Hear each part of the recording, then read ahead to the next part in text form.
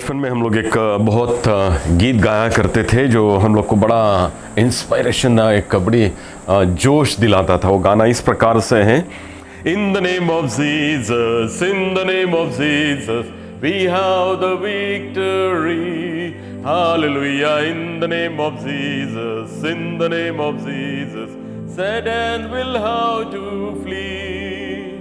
Who can tell what God can do? Who can tell His love for you? In the name of Jesus, Jesus, we have the victory.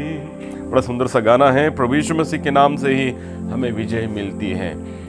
कौन कहेगा कि प्रभु क्या कर सकता है, क्योंकि उसका प्रेम हम पर इतना है कि हमारे लिए बहुत सा कुछ। हिंदी में भी क्यों ना, ये गीत को मैं आज इसलिए गाना चाहता हूँ कि ना आज शाम को आप ये संदेश सुनने के बाद में ये प्रयत्न करें कि ये गीत अपने टेरेस में जाइए, अपने आंगन में जाइएगा और इस गीत को गाइएगा, जो बड़ा आपको एक नई ताकत देगा कोरोना वायरस से ऊपर जय पाने के लिए। ये गीत गाने से जय नहीं मिलती है ना, ये गीत गाने से आप परमेश्वर की आराधना करेंगे, लेकिन परमेश्वर को जो कार्य करना है, कोरोना को नष्ट करना है, वो परमेश्वर करेगा।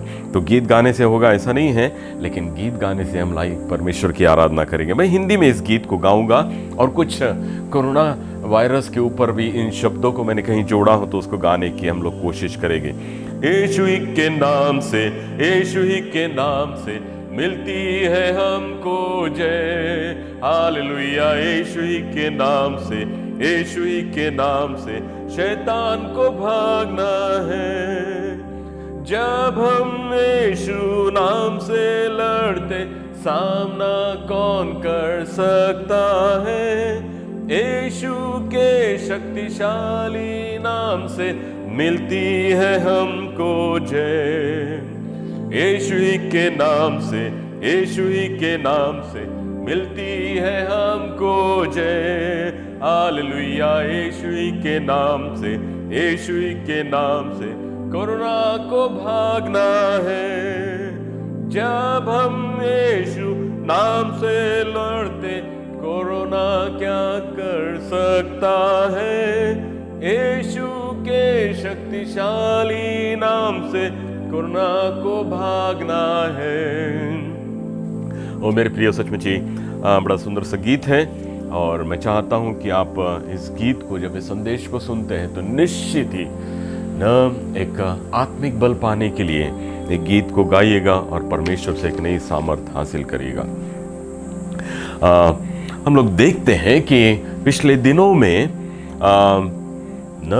मैं डॉक्टर मैथ्यू वर्गीस जो दिल्ली के हैं, बड़े सुंदर से कुछ मार्गदर्शन दे रहे थे और उन्होंने एक वाक्य जो कहा था, बहुत ही सुंदर वाक्य कहा था। वो इस प्रकार से था कि अगर हमने आज कोरोना के साथ में लड़ाई नहीं की तो हम खुद ही अपने स्वयं से लड़ेंगे और अपना नाश कर बैठेंगे। अगर आज हम लोग ने कोरोना वायरस के साथ में युद्ध नहीं किया, जो हमारे शरीर में है उसके साथ में युद्ध नहीं किया, तो हम स्वयं से लड़ेंगे और स्वयं का ही नाश कर बैठेंगे। बड़ी सुंदर सी बात ये उन्होंने कही थी कि किस प्रकार से हम लोग को इन दिनों में देख रहे हैं कि न कोरोना वायरस से लड़ने के लिए हम लोग की इम्यूनिटी पावर बढ़ाने के लिए बहुत सा सुंदर सा मार्गदर्शन दिया जा रहा। अच्छा भोजन खाओ, शक्तिवर्धक भोजन खाइएगा, एक्सरसाइज करिएगा, साफ सफाई मेंटेन करें, अच्छा आराम करें। ये सब कुछ मनुष्य कर रहा है, लेकिन फिर भी हम लोग देखते हैं पवित्र शास्त्र में भी इसका वर्णन है। रोमियो की पत्री 7वां अध्याय में इसके बारे में वर्णन किया है कि पौलुस भी वहां कहता है कि कैसा भागा मनुष्य हूं मैं, मेरे शरीर के अवयव मेरे बुद्धि और मेरे आत्मा से युद्ध करते हैं और मेरे शरीर के अवयव कई बार इतने ताकतवर हो जाते हैं कि मेरी इच्छाओं को, मेरे मन को कैद में करके मेरी शारीरिक अभिलाषाएं मुझसे पाप कराती हैं। और वही बात हम लोग को यहाँ देखने को मिलता है कि किस प्रकार से कोरोना वायरस से हम लोग अगर युद्ध न करें, शारीरिक ताकत से ही करें, लेकिन अपने मन को, अपने बुद्धि को भी मजबूत ना रखे, उसको भी ताकतवर ना बनाए, तो हम लोग भी नाश होते हैं, बर्बाद हो सकते हैं।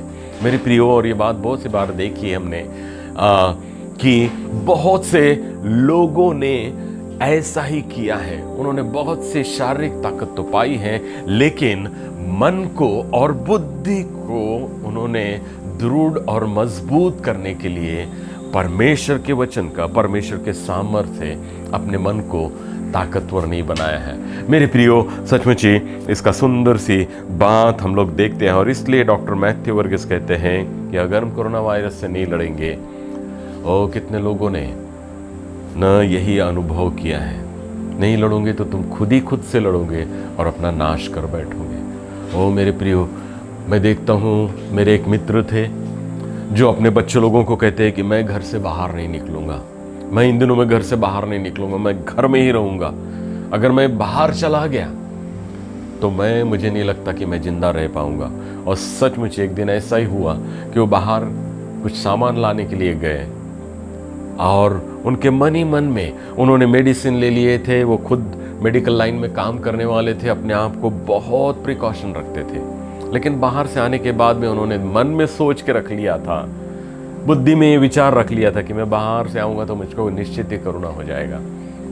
और सचमुच ही हम लोग देखते कि कुछ दिन के बाद में उस मित्र के अंत हो गया। सोच के रख लिया था कि मैं अगर ऐसा करूंगा तो मुझको हो ही जाएगा। कितने लोग हैं अपने मन में, अपनी बुद्धि में कमजोर होने से इस प्रकार के मृत्यु का सामना उनको करना पड़ रहा है।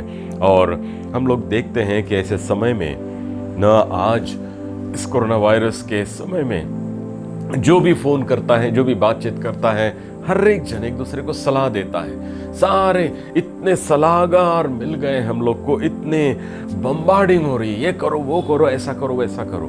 ओ सलाहकार, और कई बार गलत सलाह सुनने से भी बहुत से लोगों का अंत हो गया है। अभी कुछ दिन पहले किसी ने कहा था कि भैया नाक में नींबू के बूंदों के 3-4 बूंद डाल दो, कोरोना भाग जाएगा। लेकिन एक डॉक्टर ने बताया भैया कि उस व्यक्ति को पहले पूछे कि उन्होंने अनुभव किया है कि नहीं। अगर नहीं किया है तो उसकी सलाह पर मत जाइएगा, नहीं तो इलाज ही आपके लिए हानिकारक हो जाएगा। मेरे भाइयों, इस प्रकार के सलाह देने वाले बहुत आज हो गए हैं। मनुष्य कंफ्यूज हो गया है, क्या करे क्या नहीं। क्योंकि हर पल हम लोग को कुछ तो भी निर्णय लेकर अपनी जिंदगी को आगे बढ़ाना है, लेकिन सलाहकारों की बम्बार्डिंग हमारे सामने ऐसी हो रही कि हम कौन सा कदम उठाएं। जरा सा भी सिम्टम्स दिखा, जरा सा भी कुछ परिणाम, कोरोना वायरस के जो परिणाम होते हैं वो देखने को मिले तो हम घबरा जाते, क्या करें क्या नहीं। और 10 लोगों के सलाह सुनते हैं, सारी चीज़ें करने देखते हैं, और कुछ भी लाभ की नहीं होती है। मेरे कितने मित्रों ने सोचा कि गवर्नमेंट हॉस्पिटल में सही इलाज नहीं है, प्राइवेट हॉस्पिटल में गए, कहाँ गए, सारा इलाज कर लिया, और कितना पैसा खर्चा कर लिया, उसके बावजूद भी अपनी ज़िंदगी को वो प्राप्त नहीं कर पाए, उनके जीवन का अंत हो गया। सलाह, किस प्रकार की सलाह आप इन दिनों में सुन रहे हैं, गलत सलाह हमारे जीवन को, हमारे प्राण के लिए हानिकारक हो सकती है। सलाह उनकी सुनो।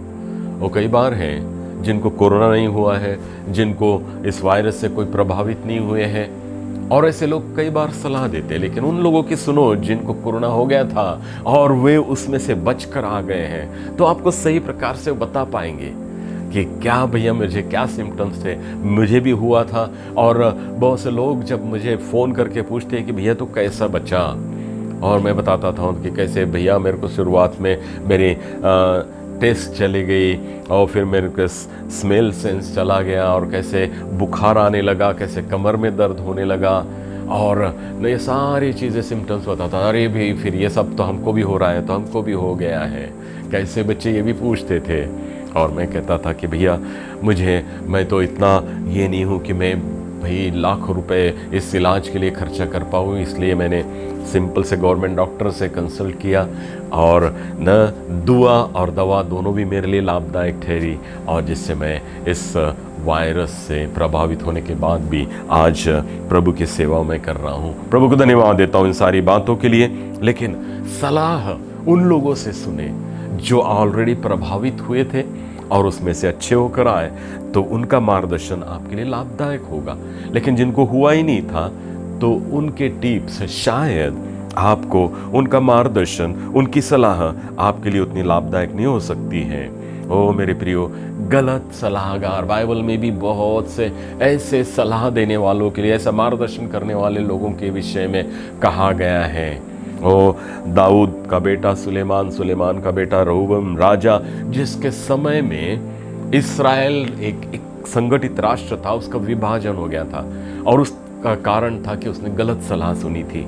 हम लोग देखते हैं रहोबोआम राजा जब बना तो उसने अपने बुजुर्गों को बुलाया और उनको पूछा कि मैं कैसे अपने इस राज्य को चलाऊं, इसका आपका क्या इच्छा है। तो उन्होंने कहा कि भैया देख, तो अपने बुजुर्गों के लोगों के साथ में प्रेम से वार्तालाप करके अच्छे से उनके साथ में रहे और तो ये तेरे साथ में ईमानदारी से सेवा करते रहेंगे। लेकिन उसने उसके उन लोगों के जाने के बाद में जवानों को जिनके साथ में वो बड़ा हुआ था उनको भी बुलाया और उनको पूछा कि कैसे मैंने राज्य करना चाहिए। उन लोगों ने कहा, अरे इन बुजुर्गों पर और काम का बोझ लाद दे, उनके कड़े नियमों का पालन करने के लिए कहे और उस नियमों के अनुसार उन्होंने काम करना चाहिए, ये बता।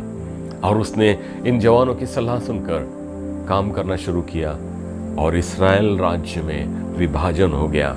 यहूदा राष्ट्र अलग बना और इस्राएल के दूसरी कौमें अलग हो गई। गलत सलाह सुनने से भी बहुत गलत परिणाम किस प्रकार से परिवारों में हम लोग को देखने को मिलते हैं। बहुत से न पति पत्नियों का अच्छे संबंध नहीं है, ऐसे समय में गलत मित्र का, गलत लोगों का, गलत ऐसे सेवकों का भी कई बार उन्होंने गलत उनको सलाह दी। मुझे मालूम है कई परिवारों में प्रार्थना करने के लिए ऐसे सेवक लोग गए, उन्होंने कुछ ऐसी गलत सलाह दे दी जिसके कारण से पति पत्नी में, माता पिता और बच्चों में विभाजन हो गया। मेरे प्रियो, गलत सलाह किस प्रकार से हमारे परिवारों के लिए हानिकारक है। और इन दिनों में देखते हैं हमारे देश में भी हमारे प्रधानमंत्रियों को और कितने लोगों को गलत सलाह दी गई, नोटाबंदी और भिन्न भिन्न प्रकार की, जिसका दुष्परिणाम हमारे देश में भी हुआ हम लोग देखते हैं। गलत सलाहकार किस प्रकार से गलत बातों का हम लोग को मार्गदर्शन देते हैं, सलाह देते हैं और जिसके कारण से आज इस प्रकार का प्रभाव देश में भी देखने को मिल रहा है। हमारे चर्चेस में हम लोग को विभाजन देखने को मिल रहा है, परिवारों में भी ऐसे विभाजन और भयंकर ऐसी बातें हम लोग को देखने को मिल रही है। गलत सलाहकार की सलाह सुनने से कई बार नाश हो जाता है और इन कोरोना वायरस के समय में भी हम लोग भी ऐसा ही बहुत सा कुछ कर रहे हैं। घर में बैठे हैं, लोग आकर हम लोग को सलाह देते जा रहे हैं, मार्गदर्शन करते जा रहे हैं और हम लोग उनकी सुनकर कुछ करने की कोशिश कर रहे हैं और लाभ के बजाय हानि ही हमारे जीवन में हो रही है। हम लोग देखते हैं कि ये तब होता है जब हम परमेश्वर की सलाह को, परमेश्वर के मार्गदर्शन को, परमेश्वर की इच्छा को ठुकरा कर कुछ करने का प्रयत्न करते हैं। तब ऐसी सलाह के प्राप्त करके हम लोग गलत काम करते हैं। तो जब भी मनुष्य ने परमेश्वर की सलाह या इच्छा को या मार्गदर्शन को ठुकराया, उसको नकारा, तो उसको लगा कि अब उसके भविष्य अंधकार में है और अभी उसको कुछ तो भी सलाह चाहिए, मार्गदर्शन चाहिए और वो गलत लोगों के पास में जाकर मार्गदर्शन को हासिल करने की कोशिश करता है। नीति वचन उसका 3 अध्याय 5वां और 6वां वचन बड़े सुंदर प्रकार से मुझे और आपको कहता है कि तू अपनी समझ का सहारा ना लेगा। नीति वचन 3 अध्याय है, 5 और 6वें वचन में इस प्रकार से लिखा हुआ है, तो तू अपनी समझ का सहारा ना लेना वरन संपूर्ण मन से यहोवा पर भरोसा रखना। तू अपनी समझ का सहारा ना लेना, अपने सलाहकारों का भी सहारा ना लेना, लेकिन संपूर्ण मन से यहोवा पर भरोसा करना। और 6वां वचन तो बहुत ही सुंदर वचन है, उसी को स्मरण करके सब काम करना, उसी को स्मरण करके सब काम करना, तब वह तेरे लिए, यानी कि परमेश्वर तेरे लिए सीधा मार्ग निकालेगा। आड़ा टेढ़ा मार्ग नहीं, सीधा मार्ग निकालेगा। कौन निकालेगा? तो परमेश्वर। जब तू अपनी समझ का सहारा ना लेगा, जब तू संपूर्ण मन से परमेश्वर पर, यहोवा पर भरोसा रखेगा, उसको स्मरण करते हुए कामों को करेगा, तो परमेश्वर तेरे लिए सीधा मार्ग निकालेगा। ओ मेरे प्रियो, आज मैंने देखा हूँ बहुत से सेवक, बहुत से विश्वासी जन, बहुत से लोग इस संसार में हैं जो आड़े टेढ़े तरीके से अपने काम करते हैं और बड़े घमंड से कहते हैं कि हम सफल पूर्वक व्यक्ति हैं। लेकिन परमेश्वर जब तुम उसके ऊपर पूर्ण संपूर्ण मन से उस पर अवलंबित होते हैं, उस पर भरोसा करते हैं, तो वो तुम्हारे लिए सीधा मार्ग तैयार करता है। तुमको कंफ्यूज होने की जरूरत नहीं पड़ती है, तुमको ऐसे सलाहों में कोई कितना भी सलाह दे, लेकिन सच्ची सलाह जो योग्य है, आपके जीवन के लिए लाभदायक है, वो परमेश्वर आपको देता है। मेरे प्रियो, सचमुच ही कि जब संपूर्ण मन से हम परमेश्वर पर भरोसा करते हैं, अपना सहारा नहीं लेते, तो परमेश्वर इस प्रकार का कार्य मेरे और आपके लिए कहता है। भजन संहिता 1 अध्याय 1 वचन में मुझे और आपको कहा है कि जो ऐसे मनुष्य के न संगति में नहीं बैठता है, जो गलत सलाह देने वाला रहता है, उसके रास्ते पर भी खड़ा नहीं रहता है, उसके सहवास में भी नहीं रहता है, तो धन्य है वो मनुष्य कहा हुआ है। तो हम लोग को बताया गया कि ऐसे लोगों के सलाह से बचने के लिए, ऐसे लोगों से दूर ही रहे तो हमारे लिए लाभ हो सकता है। धन्य है वो मनुष्य जो दुष्ट लोगों की सलाह पर नहीं चलता है, ना उनके साथ में बैठता है, ना उनकी सुनता है। ओ मेरे प्रियो, सचमुच ही बहुत ही सुंदर बात वचनों से परमेश्वर मुझे और आपको ऐसे सलाहकारों से बचने के लिए कह रहा है। और इन दिनों में बहुत से लोगों की हानि इसीलिए हो रही है कि ऐसे लोग गलत प्रकार के सलाह दे रहे हैं। नीति वचन उसका 10वां अध्याय है और 21वें वचन में भी हम लोग को बड़ा सुंदर सा वचन है, यहाँ ये देखने को मिलता है, धर्मी के वचनों से बहुतों का पालन पोषण होता है, परंतु मूढ़ लोग निर्बुद्ध होने के कारण मर जाते हैं। ओ धर्मी के सलाह से बहुत से लोगों का पालन पोषण होता है, लेकिन निर्बुद्ध लोगों के सलाह से बहुत से लोगों की मृत्यु होती है। तो हम लोग देखते हैं कि किस प्रकार से निर्बुद्ध लोग न पहले ही सलाह देने के लिए तैयार रहते हैं, जिसके कारण से बहुत से लोगों के न मृत्यु हो रही है, ओ नाश हो रहा है, और कितना ही पैसा खर्चा कर रहे हैं, कितनी ही परेशानियां उठा रहे हैं, लेकिन उसके बावजूद भी जिंदगी बच नहीं पा रही है। वो हम लोग दिन पर दिन पढ़ रहे हैं, कोरोना का 2nd वेव चालू हो गया, 3rd वेव रेडी है, वेव्स कंटिन्यूज कोरोना वायरस के हम पर ऊपर आने वाले हैं। लेकिन ऐसे वेव्स के समय में मैं और आप किसकी ओर अपनी दृष्टि लगाए हुए हैं? ओ क्या मनुष्य के सलाह पर अपने जीवन चलाने का हमने निश्चय किया है, या उनकी कल्पनाओं के अनुसार हम लोग जीवन व्यतीत करने का निश्चय किया है क्या? ओ मेरे प्रियो, प्रभु का वचन मुझे और आपको बड़े सुंदर प्रकार से मार्गदर्शन करता है कि हमें परमेश्वर पर अवलंबित रहकर जीवन व्यतीत करने चाहिए। नीति वचन उसका 19वां अध्याय और 21वें वचन में भी हम लोग यहाँ देखने को मिलता है, मनुष्य के मन में बहुत सी कल्पनाएं चलती है, मनुष्य के मन में बहुत सी कल्पनाएं चलती है, परंतु जो युक्ति यहोवा करता है वही स्थिर रहती है। जो प्लानिंग, जो योजनाएं, जो मार्गदर्शन परमेश्वर करता है वही स्थिर रहती है, वही मेरे और आपके जीवन के लिए लाभदायक होती है। तो मेरे प्रियो, मुझे और आपको सावधान रहना कि कौन सी सलाह पर हम चल रहे हैं। अभी हम लोग को देखना है कि कैसे हम अच्छी सलाह और गलत सलाह में भेद करें, कैसे उसको पहचाने, कैसे उसको समझें। गलत सलाह देने वाले लोग क्या करते हैं? देखिए, हाँ, वो जब भी तुम उनके सामने समस्या रखो, कोई प्रार्थना नहीं, कोई वचन का आधार नहीं, तुरंत तुमको दुख से कैसे छुटकारा मिले इसके विषय में तुमको मार्गदर्शन देंगे, और तुम्हारे सलाहकार बनकर तुम पर अधिकार भी जताने की कोशिश करेंगे।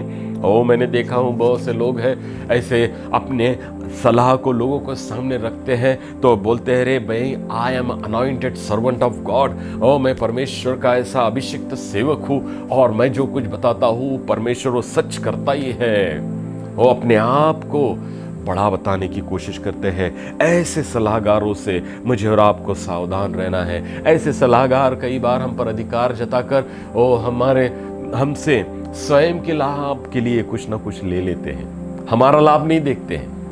वे स्वार्थी होते हैं, अपने स्वयं के लाभ के लिए वो कई बार हमको सलाह देने की कोशिश करते हैं। और प्रभु यीशु मसीह ने भी हमको ऐसे सलाहकारों से बचने के लिए कहा, जिनके विषय में प्रभु यीशु मसीह ने बड़े साफ शब्दों में कहा है कि भेड़ के भेष में भेड़िए आए हुए हैं। ऐसे भविष्यवक्ताओं से और ऐसे लोगों से तुम सावधान रहें। ऐसे भेड़ के रक्षकों से तुम सावधान रहे जो भेड़ के भेष में, भेड़ के रूप में भेड़िए आए हुए हैं। तो प्रभु यीशु मसीह भी हमको ऐसे सलाहकारों से सावधान रहने के लिए कहते हैं। और ऐसे सलाहकार न प्रार्थना करते हैं, न पवित्र शास्त्र का आधार लेते हैं, वो इंस्टेंट तुमको दुख और तकलीफ से छुटकारा देने का अश्योरेंस देते हैं।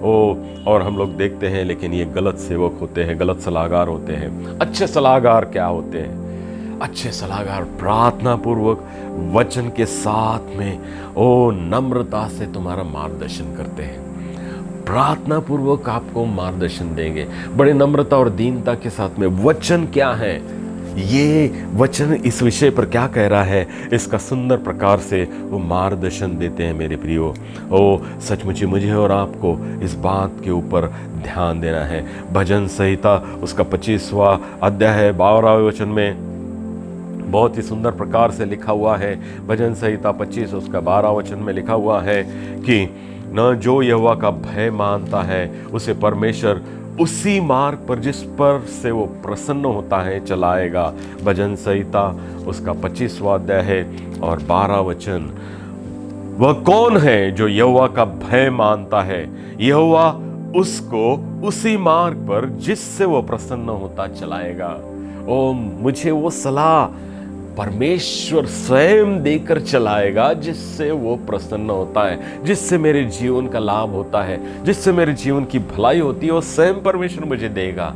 तो यहाँ न हम लोग देखते हैं ये प्रभु का अच्छा सलाहकार वही नहीं कहता कि मैं बहुत बड़ा महान सेवक हूँ, अपने आप को नम्र सेवक कहता है। प्रभु यीशु मसीह के भय में, परमेश्वर के इच्छाओं में चलने वाला होता है। वचन के अनुसार अपना जीवन, उसकी जीवन शैली ये धार्मिक होती है। और ऐसा व्यक्ति जब सलाह देता है तो ऐसा देता है जो मेरे और आपके जीवन के लिए लाभदायक होता है, भले का होता है। मेरे प्रियो, वो तुरंत हमको उस दुख से, यातना से, कोरोना वायरस से छुटकारा मिल जाएगा ये नहीं बताता है। मेरे प्रियो, वो हम लोग को नम्रता से और दीनता से न अच्छी सलाह देता है। मैं पिछले सप्ताह में मेरे बहुत से अच्छे मित्रों के मेरे फ़ोन आए।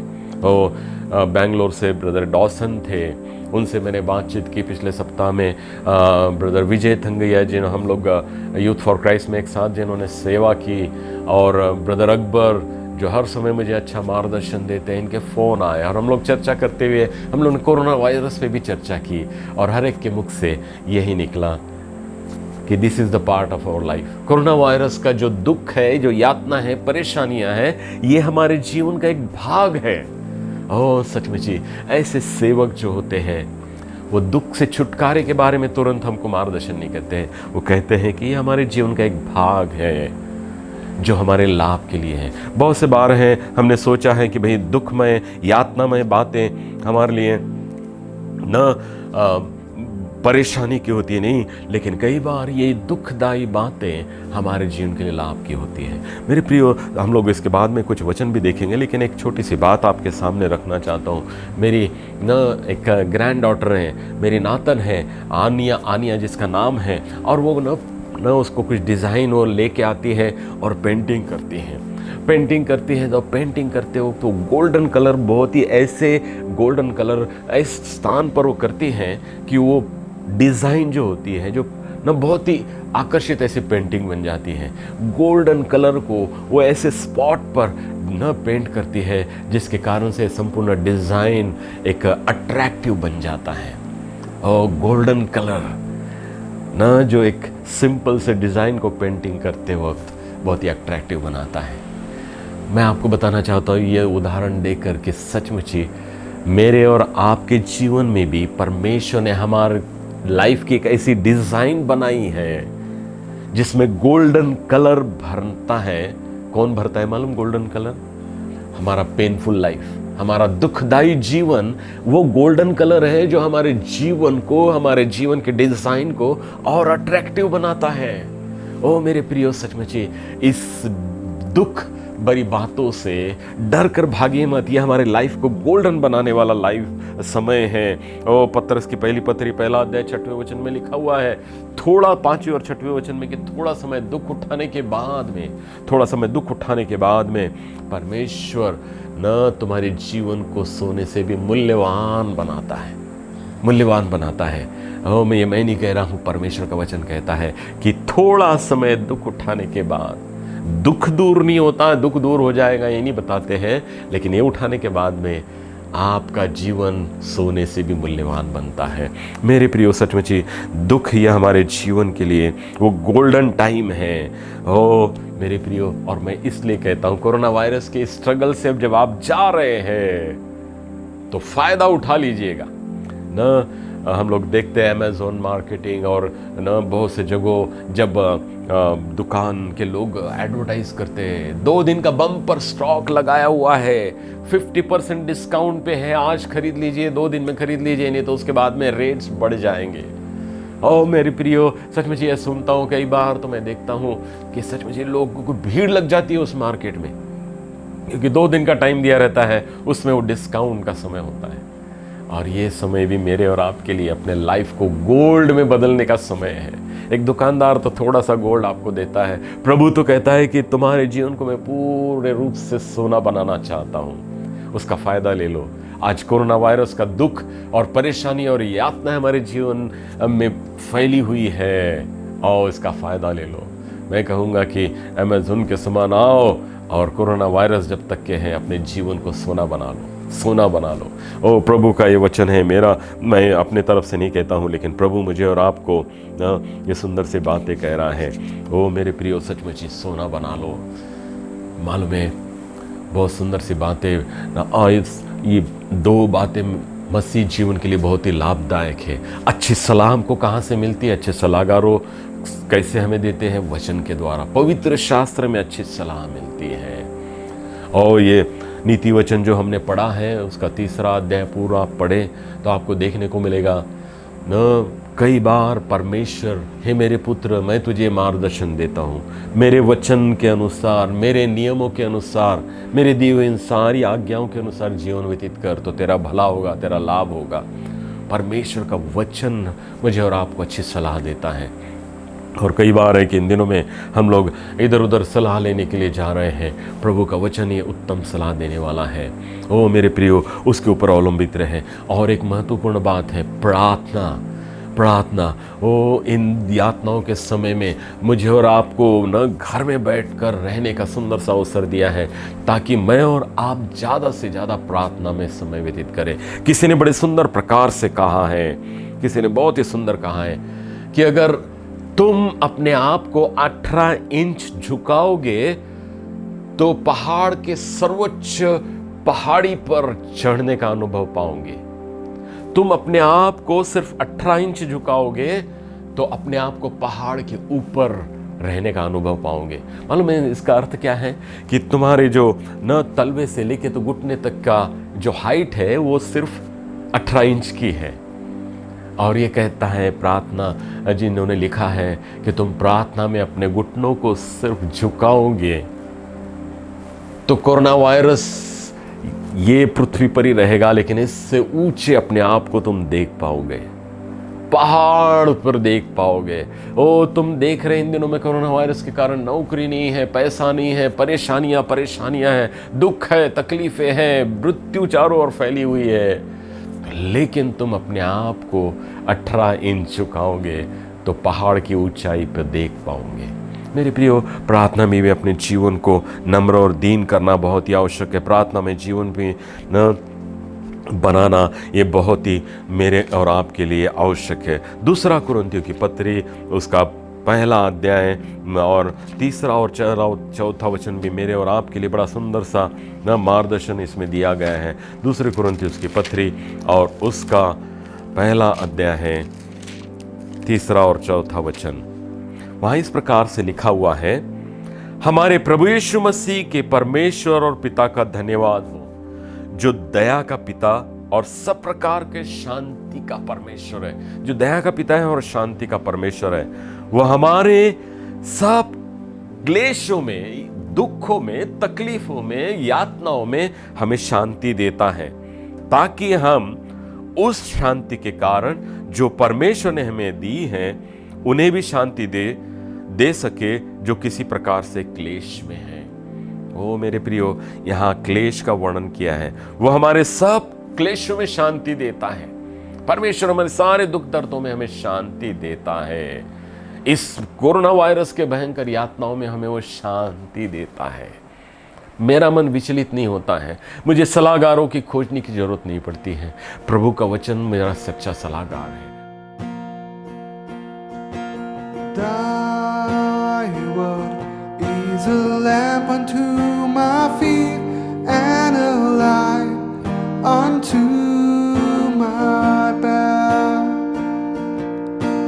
Thy word is a lamp unto my feet and a light unto my path.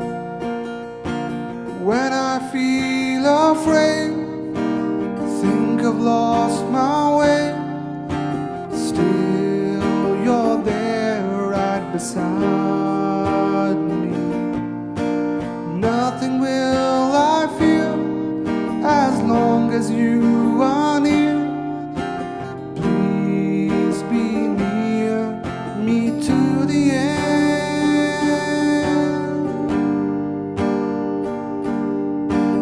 I will not forget your love for me, and yet my heart forever is wandering. Jesus, be my guide, hold me to your side. I will love you to the end.